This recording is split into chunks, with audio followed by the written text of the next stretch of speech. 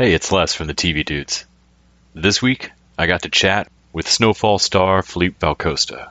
At 17, he immigrated from Portugal to be an actor in the United States, studying tennis at Graceland University.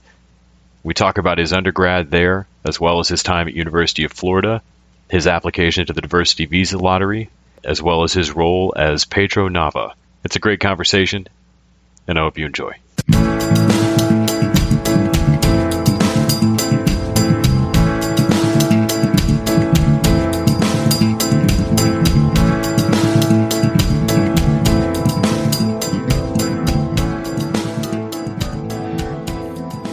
Hey, Filipe. Hey, Les, how are you? Doing great. Thanks so much for taking time today to do the interview. Having me. Yeah. Of course. Thanks for having me. So you play Pedro Nava on Snowfall. Can you tell me a little bit about your character and what it was like auditioning for and getting that role? Sure. So Pedro is the son of the kingpin of one of the main Mexican drug families in Los Angeles in the 80s. I auditioned for it now, I think, nearly 2 years ago. I was living in New York. I had sent out a tape for another character to Los Angeles. And after that, I was asked to put myself on tape for Pedro. And I had sent the tape. And and then the rest is sort of history. They called to say that I got it. I didn't even have to come to LA and screen test for it. It was straight to offer, which was very surreal and sort of magical to be able to get an opportunity like that. But it was thrilling, and I was just so happy to be part of it. You've made some huge moves in service of your career, coming from Portugal to Iowa when you were, is it 17? Yeah. That you went. Can you talk a little bit about discovering your love of acting and what pushed you over, what pushed it over the line of wanting to make that big a commitment towards it? Yeah. I grew up in a family. My cousin, my dad's cousin, has a theater company in Portugal. So my dad used to take me to theater all the time, and I remember really I was very intrigued by it, and every time we would leave, I talked to my dad for hours. I truly didn't, in all truth, I didn't understand the kind of work that he was doing, but I definitely responded to the energy that I was feeling on that stage. And those, when I was very, very young, 12 years old, 14 years old, my dad was taking me to the theater. Where I grew up, it sort of wasn't part of the equation to even say, hey, I want to be an actor. I come from from a village in Portugal where that's just sort of not addressed, and it's not even, because people are not about it or have a negative, perspective of it. It's just because it's not part of the I don't know, of the reality of that village to talk about being an actor, And then I started studying in Lisbon, and I decided to audition for a theater company in Lisbon on my first year of college in Portugal. Actually, I did half a year of college in Portugal before I moved to the United States, and I decided to audition for a theater company just, out of nowhere, with any sort of trying to, I'm going to commit myself to this. It was just literally for fun, and I ended up getting in and spending the most magical year, I think, to this day of my life with that theater company, and I fell in love with what I do, and I had played tennis my whole life, and I told my parents I want to be an actor, and they were very supportive, but they said, okay, we support you, but we would like you to consider a tennis scholarship in the U.S. while you study theater and acting. And so I started applying for colleges here in the U.S. to play tennis with a full ride tennis scholarship, and I got into a school in Iowa. Moved from Lisbon to Lamoni, Iowa, a very, very small town in Iowa, and then I applied for grad school. Did 3 years of grad school in Florida, then moved to New York, lived for 5 years in New York, and now I'm finally in Los Angeles now for a year and a half because of Snowfall. So it's been, living the dream, literally, ever since.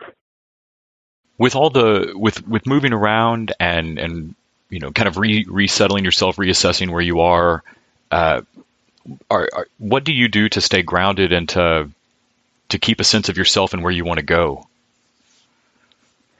I think it's what you asked me previously. I think when you move around as much as I have in order to seek a love like the one that I have, you go back to that love. You know what I mean? Because I literally left home at the age of 17 telling people I'm going to Hollywood, which is so silly to think back to it now. But at the end of the day, it is that ability to go back to that feeling and to that excitement and to that young energy that ends up grounding me over and over again, whether it was when I felt out of touch when I first arrived in Lamona, Iowa, or when I felt out of touch when I first arrived in New York, and it was just this whole new reality for me. At the end of the day, it was always about, okay, I have to go back to the work that I love so much doing. So it became about the little things about, okay, on Tuesdays, I will go to my Shakespeare class and work on my Shakespeare. I will meet with my friends and put on plays in our own terms. I will always go back to the work in order to ground myself in this, sort of crazy journey that I've gone on, because, my family is still back home. And, at the end of the day, I have had to sacrifice that in order to be here and pursue this. But I wouldn't have done it if I didn't have, a grounded sort of love for what I do. If it was just an idea of a love, I think I would have quit by now. But because I think it's something that I know that it's, one of the truest things about me and that I carry with me. I think that's what continues to ground me, no matter how hard it gets or how easy it gets, When you arrived, is there anything that you wish you had waiting for you here, or anything that you try to establish now for other actors that might come behind you?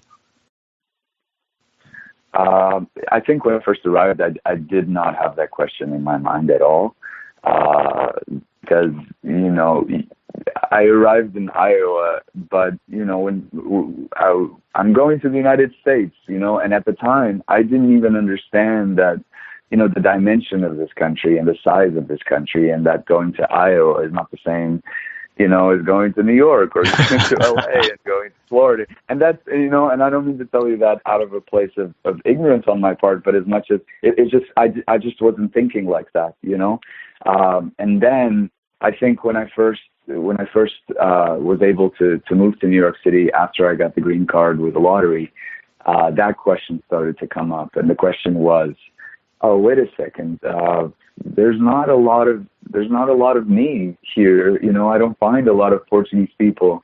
And what does that mean? And what does that mean to be a Portuguese artist here, to be a Portuguese actor here? And that's when I started my theater company in New York City. That was sort of the way that I found to be able to go back to, to my country, and at the same time sort of give it a voice here. Because as much as it's not, a country that is, part of the American narrative in a very direct way, such as other nations are, like Mexico or, England, or like we're seeing now, or Russia. It's a country that I think has a lot to offer, and I think I have that to offer within me. And I think that's worth sharing. And I think that's what that's what a conversation about true diversity and inclusion should be as well, including as many colors as we can include, because that's what makes this country so beautiful, The program that you did was the diversity visa lottery. That's right? Yeah. 50,000 permanent resident visas per year. And you applied twice, is that correct? I applied twice, yeah. The first year I didn't get it, and the second year I ended up getting it. Actually, Donald Trump just got rid of it. I was trying to Google it today because I had that thought of, is that program still going? It was from a list of countries that don't have heavy immigration to try to diversify exactly. the immigrants. Was being from Portugal. What year did you apply, or when were you going through this? Was this while you were in Florida?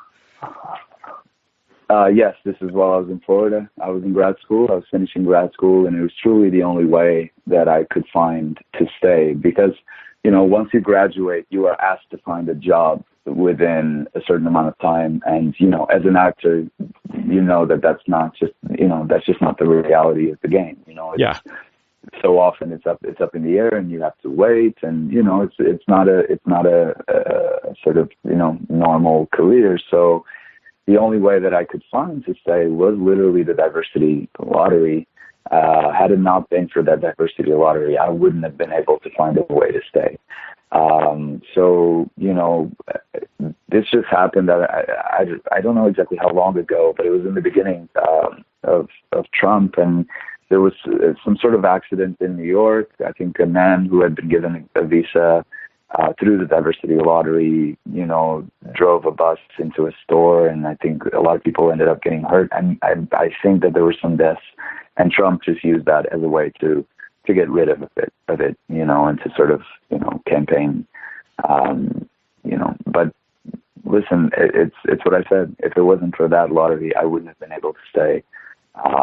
Because there are people that don't have, normal careers like that and don't have the ability to go get that job right away. So I'm very, very thankful for it. And it's out of 55 million, I think only 50,000 used to get it every year. Yeah. So that's when that happened, it was just sort of, wow, serendipitous. And if I had any doubt in my mind that, that everything is as it should be and that I'm in the right place at the right time, that was definitely one of those moments where I felt, okay, there is a reason for me to continue to be here, and it is worth to continue to fight for this dream that I had when I was 17, You now have your own theater company going, is that right?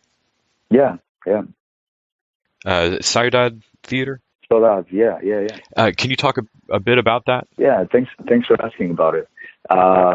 So it's part of the story that I've been telling you is I was in Iowa and then 3 years in Florida, and I couldn't find Portuguese playwrights, and I thought naively so that I couldn't find them because I was in Iowa and Florida. So when I arrived in New York, I was very excited to go to this theater bookstore and find some Portuguese writers to perform, and there was not a single one in the drama bookshop. So that started sort of the idea. Okay, I miss my country. It's been a long time since I've left. There is still a part of me that I'm not addressing within my work, and that is my roots and my nationality and my blood and the place that I came from. And more often than not, I don't get to explore that because there are no Portuguese stories and characters in American media. And that's okay. I understand we're a very small country. It's not, I don't say that from a place of bitterness. I say that from a place of, okay, I have an opportunity here to introduce Portuguese artists, Portuguese writers, Portuguese actors to a theater community in New York City. So we started the theater company about 3 years ago, and we started exploring Portuguese writers. And we're now bringing it to LA this year. And we're going to have our first production this year, and it's going to be in October and November. The play is called The Constitution, and it's a play that was written during a Portuguese election, very much like the election that we had here, a very troublesome election that a lot of people were upset about, and it was everything became very bipolarized. So it's a play about 4 actors being invited to write the new constitution after a troublesome election, and you can imagine how that goes. But the discussion becomes essentially, could love work as the single constitutional article? And I think that's a conversation worth having today with everything that we're going through as a country. So I'm really excited I'll be directing it. So I'm really excited to bring it to Los Angeles. We did it in New York last year. So it's really exciting. Did you direct the New York production as well? I did not. I was in it.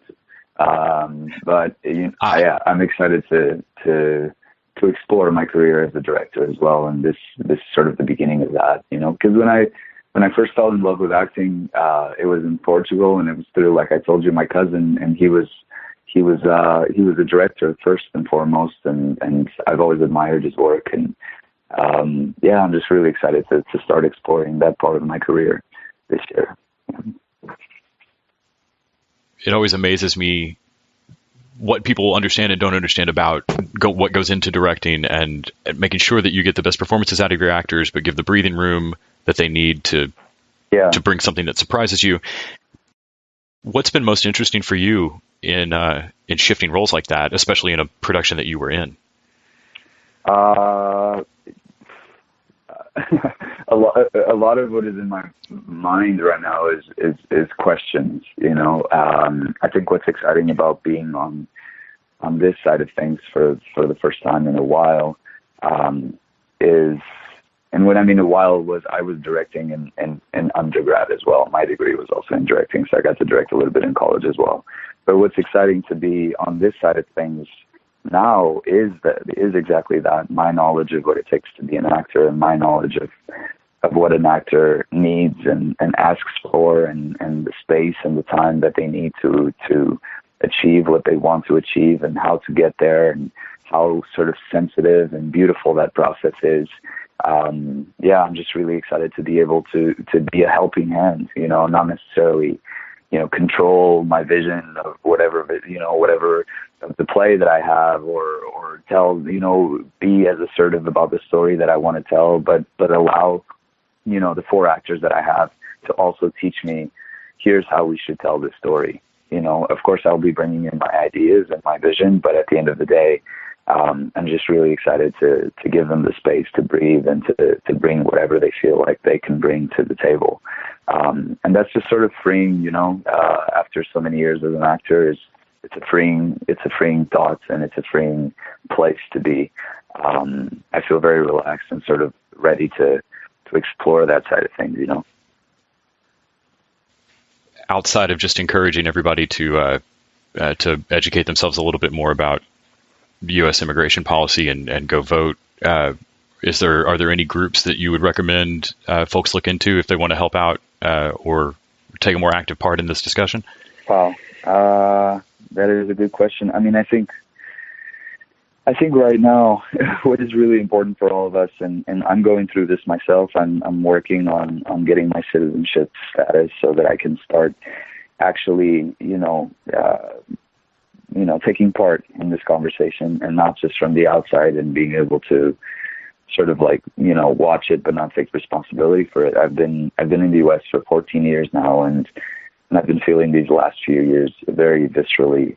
I think there's a part of me that is becoming American, and I want to take part of that, and I want to start voting, and that's what I meant. I think that right now, for all of us, it's important for us to get out and vote. Not stay in our houses comfortable and complaining about everything that is happening, but get out and vote. Yeah. And have conversations, have hard conversations. Go home uncomfortable and have those hard conversations with your friends. We can keep deflecting these problems for as long as we want, but I think we should get to a place where we should be comfortable having uncomfortable conversations. And I think it's enough. I think it's time for that. Let's really get under the couch and get all the dirt out. Let's not let that dirt stay there for years and years and years, so that, in 30 years when we come back to this, it's cleaned, it's been cleaned, and it's been taken care of, and it's been dealt with. So yeah, get out and vote, I think, is the thing that is important. And that's why I'm working on becoming a citizen myself, so that I can take part in that. For the first time in my life, I feel like it's because when you go through the Obama years, you sort of take it for granted, and it's so easy for me to say I live in the land of dreams, but lately it's been harder to connect with that, and I feel like there's a part of myself that is American, and I will go become a citizen so that I can take part in it, and hopefully people will do the same in whatever way they want and can. Yeah.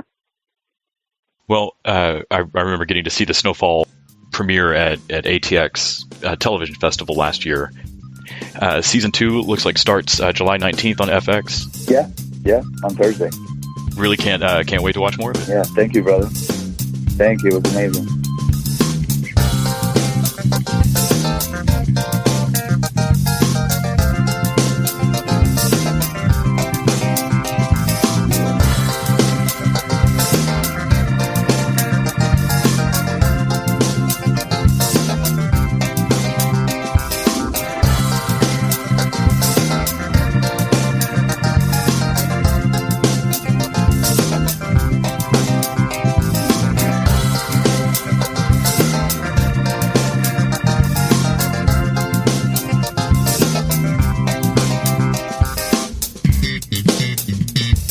The TV Dudes is an independently run podcast and a member of the Electric Sweater Podcast Network. We are exclusively listener supported. If you'd like to help us out, go to patreon.com/tvdudes. You can like us on Facebook and Twitter at TV Dudes. All the music for our show is by our friend and original TV dude, Gregory J. Amani Smith. To find out more about us, go to thetvdudes.com and electricsweater.com. I'm Grant Davis.